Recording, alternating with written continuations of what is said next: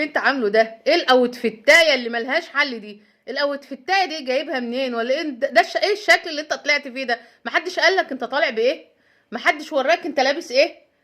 انت ما شفتش نفسك في المرايه وانت طالع ولا ايه؟ فين الاخوه المقيمين على العمل وعلى اللبس بتاعك ده؟ ايه اللي انت طالع بيه ده؟ انت عارف الطقم اللي انت طالع ده انا شفته فين قبل كده؟ شفته فين؟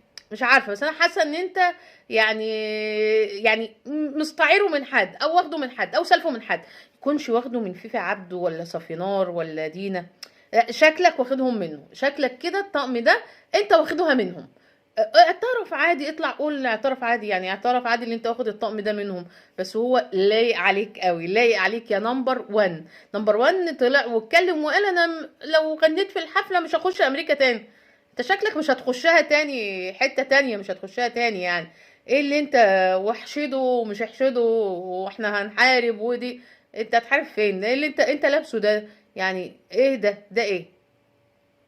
ايه ده؟ وبعدين بتقول ودماغي بتعمل بام. انا هقول لك ايه اللي بيعمل بام. لا بجد بجد الاوت في التاية طلعت حتة تانية خالص يا نمبر 1 اللي انت عملته ده. واحد مش عارف يقول عليه يعني. ده مش زي فرعوني ابدا، ولا اوعى تقول ده فرعوني وان انا طالع فرعوني مين يا عم اللي ضحك عليك وقال لك ده فرعوني؟ لا ده لبسك في حيطه اللي قال لك ان الزي ده فرعوني. فرعوني فين يا فرعوني؟ ده فرعوني ده ولا ايه ده؟ ده ما بلاش نتكلم يعني. ده ايه اللي انت لابسه ده يا جماعه؟ يعني ما ينفعش خالص يا نمبر 1 اللي انت طلعت بيه ده.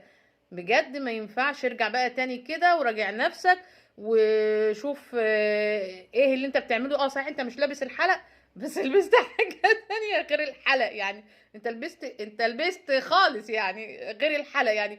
محدش عملها يعني. انت بجد هتبقى الترند في الاوتفيتايه دي يعني. بجد محدش لبسها قبل كده يعني، الا في الافراح يعني، الا كان في استنى.